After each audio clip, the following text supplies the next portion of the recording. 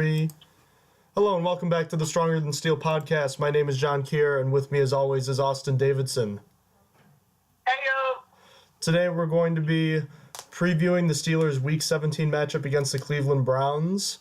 And although they've wrapped up the number 3 seed in the AFC playoffs, they still have a Week 17 matchup. This is one of the rare instances where a football team can rest some starters and get to see some key, some maybe not traditional players get some key playing time.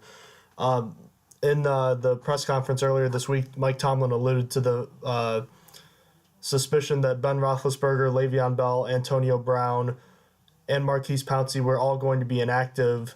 And as of today, Ladarius Green and Stephon Tuitt were also ruled out for Sunday's game. Do you like this decision? And what are your thoughts on this kind of philosophy? I sort of like it. I was really for it immediately, and then over time I kind of got a little about it, but I kind of would have wanted to have them all play one drive, like just to keep them fresh, just one drive, that's it, and then come off the field. But overall, I do like them to get rested and not risk their health. As we've stated several times, Bell hasn't gotten to play in a playoff game yet in his career, so it's smart to keep him healthy for his first playoff game ever. What do you think? It's funny, I have the kind of the opposite trajectory that you did. I was kind of for what you were saying, whether it's like a drive or a quarter. Now I'm kind of okay with them not playing at all, just because I thought a little bit more about the fact that Le'Veon Bell has never played in a playoff game before. And yeah, the whole rust thing is an argument that you could support with facts, but at the same time, a bye week is a bye week, and I've always looked at bye weeks as a good thing for a football team because it gives you more time to prepare generally. Although this isn't a traditional bye week in the sense that, nobody's playing, it's good for the key guys to make sure that they aren't getting injured at this important time of the year. So this is going to be similar to a preseason game in the sense that a lot of key starters won't be playing, but it's different in the sense that the Steelers aren't going to have a bunch of backups who are going to replace all the starters. They only have 53 men on the roster right now as opposed to 75 or even 90 in the preseason. So excluding the Killer Bees, Marquise Pouncey, and now Tuitt and Green, is there a particular player that you wouldn't want to play at all on Sunday, and who would that be?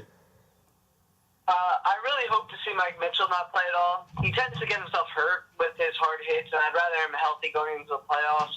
And then next up, if I had to pick a second person, it's probably Shazier, who's also had injury problems, and I wouldn't want to risk such a disruptive player in a pointless game. Who do you have? Well, since there are 7 inactives and those players we just mentioned are 6, that means there's room for one more player. I originally said Ryan Shazier, and you know what? I still do support that decision. I can understand why he would be inactive. He's been labeled the injury-prone kind of player over the last few years with good reason as far as the type of injuries he's sustained being a linebacker that's smaller in stature. But he's been probably the Steelers' most versatile defensive player over the last couple of years, and when he's been healthy, he's been a very good player, if not arguably the best player on the defense. Another player that I hadn't considered originally was James Harrison. He's the oldest player on the team, and while Mike Tomlin said, what are we preserving him for a few weeks ago, I think this would be an instance where making him an inactive for the game would be kind of a smart idea, considering the fact that he is older, and while he could give it all, this isn't a game where he needs to be at his best. He needs to be at his best next week. So those are the 2 players I don't want to see play. And as far as the players that are going to get more playing time, who is the guy that you're going to be looking out for on Sunday? I'm excited to see DeMarcus Ayers. I want to see if it's possible that he could earn a spot over Sammy Coates, as I've began my descendant in giving up on Sammy Coates and seeing if we can get someone else to take his place. Also need to start thinking of another long-term replacement for Marcus Wheaton, who will probably be leaving the offseason. We do have Eli Rogers take that spot, but depth is a good thing. So I really want to see if DeMarcus Harris could possibly stay on the 53-man, and maybe later on when Coates' rookie deal is over, he could be cut or something. But who are you excited to see more? Well, I'm going to go look at the other side of the ball, and we got a good look at this guy last week due to the injury to Stephon Tuitt, and that's L.T. Walton on the defensive line. We finally got a full dosage of L.T. Walton for the first time all season in an entire game since he was drafted in the 6th round last year. And for the first time, he flashed some potential that he could have a future as a role player on the defensive line. While he may never be a great player or even become a starter, his emergence as someone who could be plugged into the lineup every now and then as a role player is very important for this defense. Defensive line is one of the most important positions when it comes to depth. I'm excited to see if his performance last week was just a fluky performance or a sign that he truly is growing.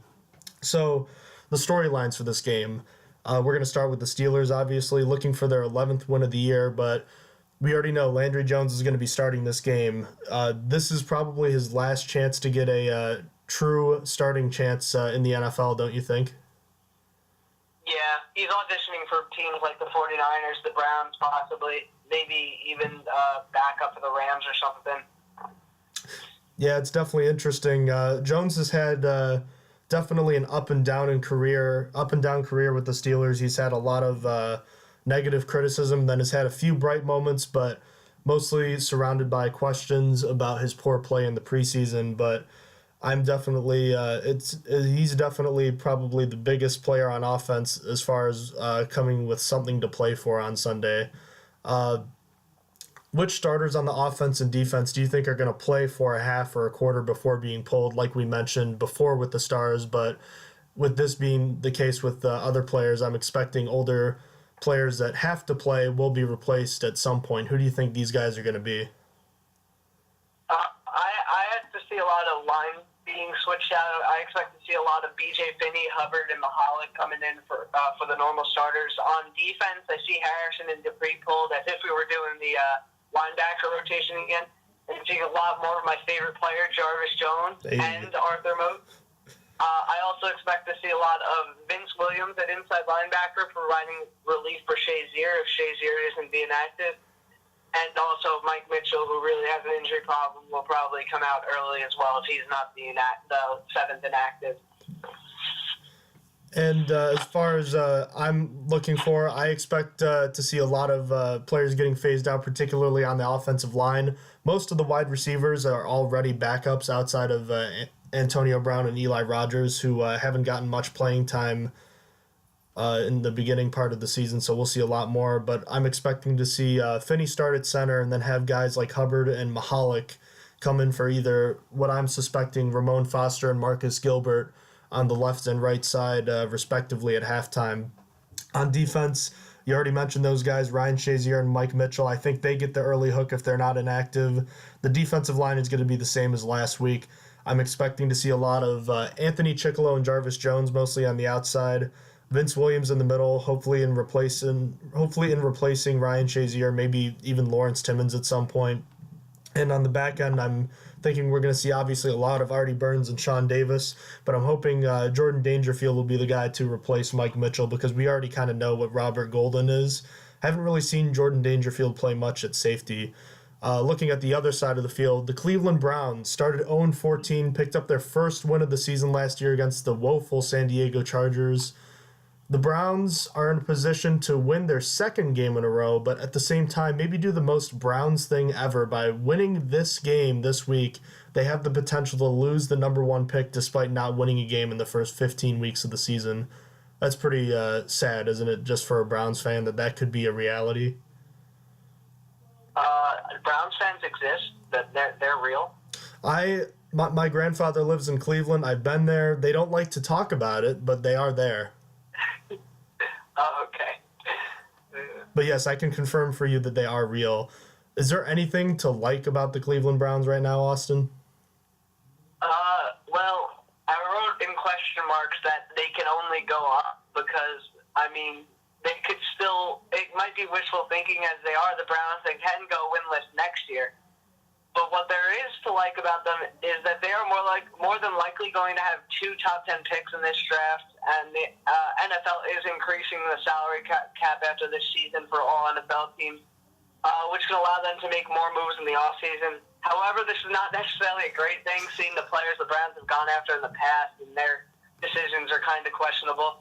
But that's basically what to like. And I like Hugh Jackson still. I think he still has potential to do decent things. I think this year was a player problem where they didn't have much talent anywhere on the team, besides, of course, Joe Thomas and Joe Hayden, the two players that have stayed good on the Browns for as long as they've been there. Besides that, they haven't had the talent. What do you think? Is there anything to like about this team, in your opinion? Well, when Hugh Jackson got hired, I thought he could be the guy that finally starts to turn things around for the Browns. And while I still think there's a chance, that ownership group really tends to give coaches a quick hook. So I'd be worried for him as far as getting fired, but I still think he is a quality football coach.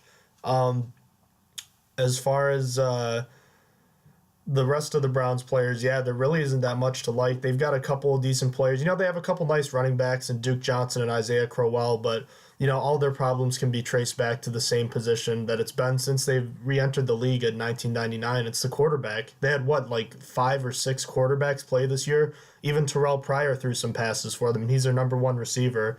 It's the same old for this poor franchise. And, how thankful are we as Steelers that we usually get 2 wins against this team?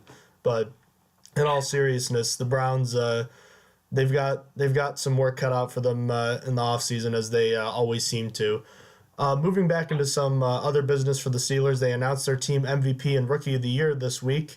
Le'Veon Bell was the Steelers' team MVP. He was definitely a very deserving winner.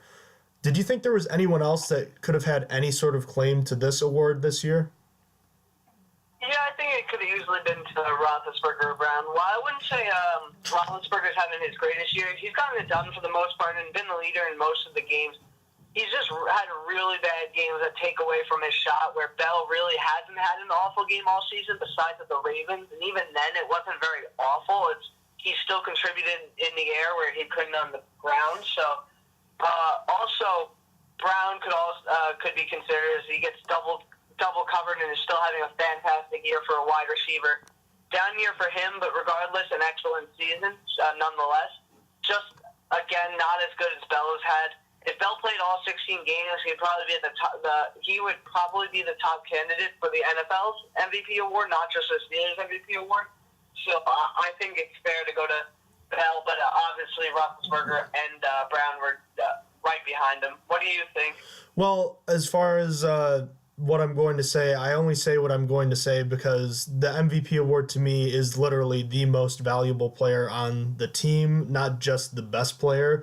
There's no question Le'Veon Bell's been the best player throughout the season for the Steelers, even when missing the 3 games. He's only going to finish with 12 games played, and he's still going to put up astronomical numbers. Someone who would only hope to have, and most running backs would hope to have after 16 games.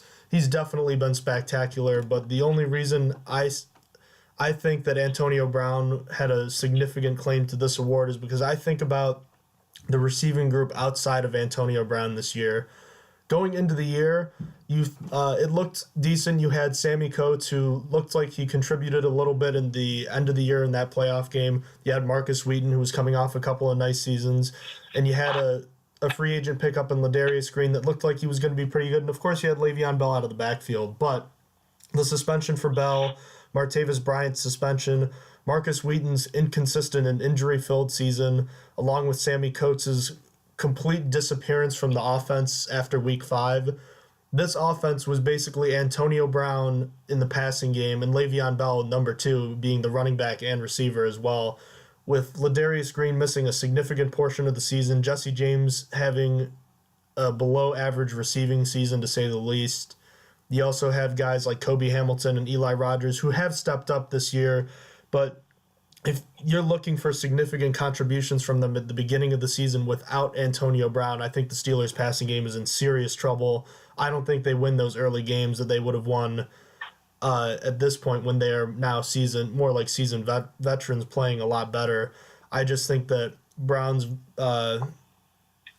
being the most valuable player in the receiving game, but that's not to take away from everything Bell's done this year. He's had probably his best season ever, even in a season when he didn't play in every game. The Rookie of the Year was Sean Davis. Was that the correct choice, Austin? I'm going to say yeah. It was really a toss-up between Burns and Davis, and it really could have gone either way. But I think what it came down to was that Artie has given up some bad plays this year where Sean Davis really hasn't. Not to say I'm not impressed with how Artie Burns has come along. He's definitely outplayed what I had hoped for him in terms of both time and quality. When he was drafted, I honestly had no clue who he was. He wasn't on my list of people I wanted to be drafted. And the first videos I got to see of him were him getting worked by wide receivers in college, and it really didn't help my opinion of him. But he's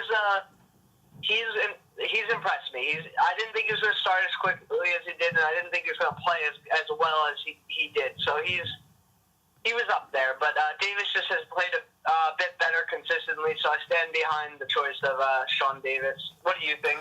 Well, I just think it's incredible that the Steelers have had 3 solid rookie defenders that all have a significant claim to the award this year. I don't remember a time when that's ever been the case, at least since I've been a fan. Like I said, each player had their own argument for winning, that the players being Sean Davis, Artie Burns, and Javon Hargrave, but I think the correct choice was made. Davis played more than any of the other 2 players this year, and he's been a far more consistent player throughout the season. While he had that bad face mask penalty in the Dallas game that set up the winning score, I think his maturation over the course of the season has made the Steelers a better defensive team, specifically the secondary on the back end. I think Mike Mitchell's improvement over the second half of the year has a lot to do with the way Sean Davis played, and I'm very excited to see how that tandem could play next year. Austin, this I know I told you, but it's an interesting scenario where I'm staying with my mom, and my girlfriend came to visit me. We got in contact with one of my mom's doctors, and he found a patient that was giving away 2 tickets to this game. So all of a sudden, I'm going to another Steelers game, and I don't mean to rub it like in anyone's face or anything, but it's I'm looking forward to going to this game again too. So it's going to be a lot of fun, even if most of the starters won't be playing. So I just wanted to mention that I was going to the game again, and I wanted to ask what your bold predictions and final score predictions were for this game. My bold prediction is the boldest prediction I've had this year. It is that big. Sammy Coates is going to catch a touchdown. It's going to happen. I know, pretty crazy, but it's going to happen. And then this is going to happen as Steelers win 31-20. The backups are going to rock the Browns, so to speak, beat them by 11, where it should be a close game. But nah, what do you think? Is Sammy Coates even going to play? I thought he was still injured. I saw the last time I looked, he was limited in practice. I'm going that bold. I'm going that he is still going to catch a touchdown. He might not even play. I think he's going to do it. I think that's even bolder than our prediction, like back when he was doing nothing, that we were like, oh, he's going to have that 2-touchdown, 100-yard game, and then it was like, oh yeah, no targets. But it is what it is. I think the Steelers are going to beat the Browns 27-20. I don't think it's going to be that pretty of a game, but I think offensively, I had written that the Steelers are going to let Landry Jones air it out, but then it occurred to me the Steelers probably don't want this game to go on as longer than it needs to, so I think they may have a balanced first half attack, but once those backups start coming in, you're going to see a heavy dose of Fitzgerald Toussaint. I think Toussaint goes over 120 rushing yards, has a touchdown on the day, and on defense, I think Vince Williams comes in the second quarter or third quarter and has a great game. He's really an underrated inside linebacker, maybe the best number 3 inside linebacker in football. I think he finishes with 10 tackles, a forced fumble, and a sack. Moving on to the final news and notes. We already talked about it a little bit. The Steelers could only play the Dolphins or Chiefs in the playoffs next week. It's looking like it's most likely going to be the Dolphins. And as far as the injury report goes, it looks like Ladarius Green is going to be back for this game. Stephon Tuitt's still a question mark, but in either case, that's definitely big-time news. I wanted to ask you a question. Jarvis Jones was a surprise healthy scratch last week.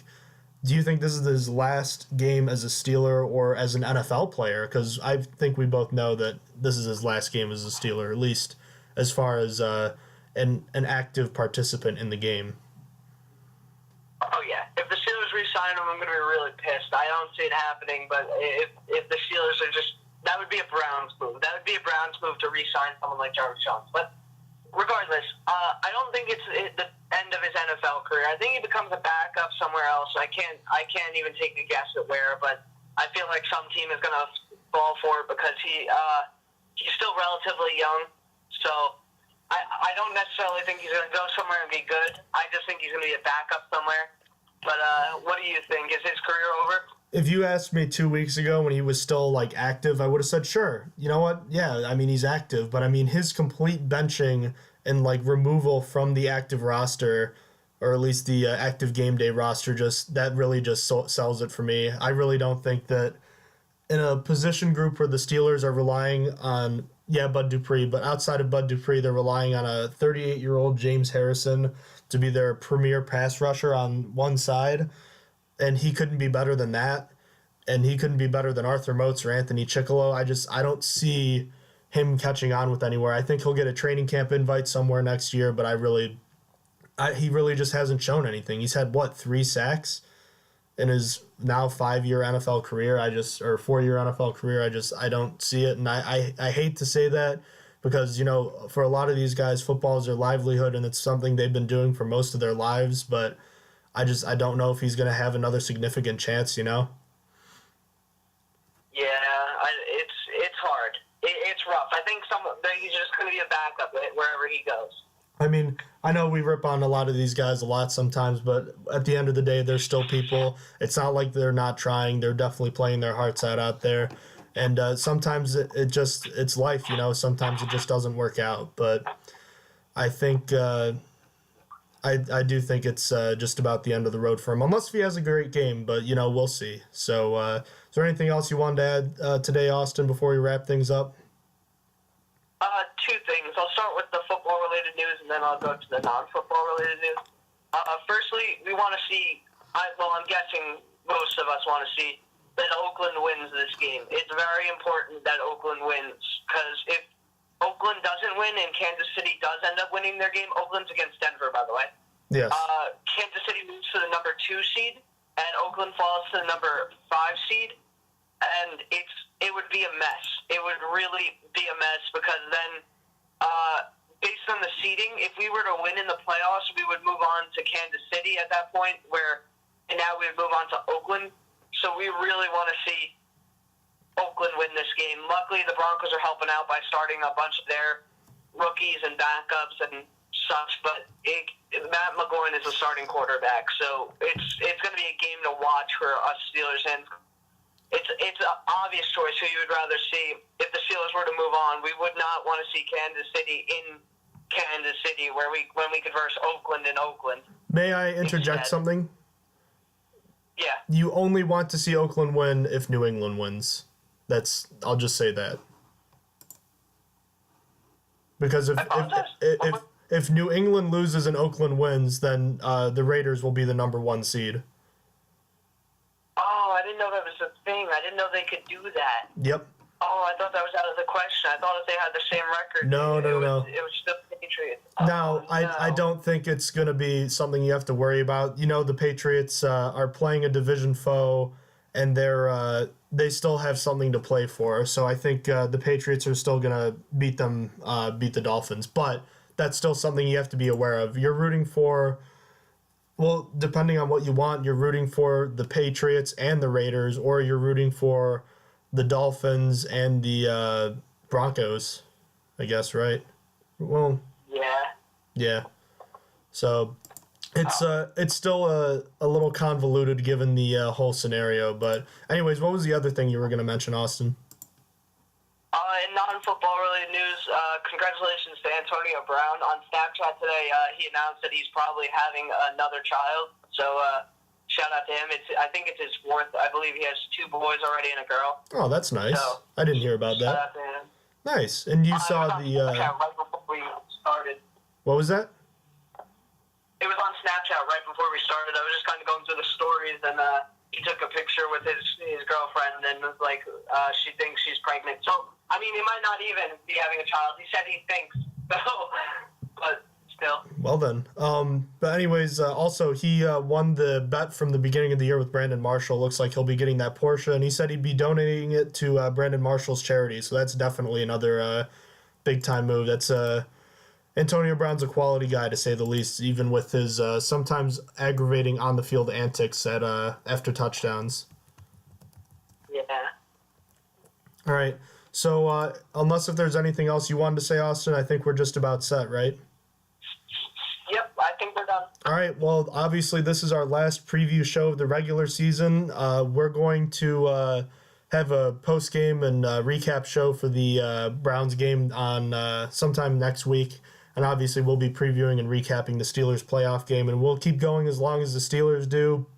And we haven't really decided where we're going to go from there. If the Steelers get eliminated in the first round or if they get eliminated at all, we'll kind of play it by ear. We might just do a generic playoff coverage, but we'll obviously have to sort of see how things go. But for the meantime, I just wanted to say that I really enjoyed doing this over the past, almost 10 weeks now, Austin. It's been a lot of fun, and I just wanted to say thank you to my girlfriend for kind of hooking us up at the kind of midway point of the season. We got to become friends, and we got to go to a football game together, and we got to chat a couple times a week about our favorite football team. It's been a lot of fun, and I'm looking forward to hopefully doing this again next year. So I just wanted to thank you for everything you've done with me this year. Thank you too, and shout out to Gina, which is his girlfriend.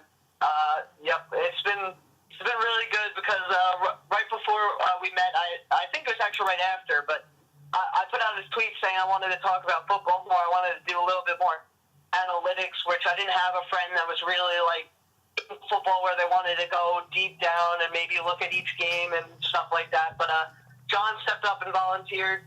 And he asked about the podcast, and he started up, and I'm grateful for that. So thank you, guys. Thank you for doing this with me.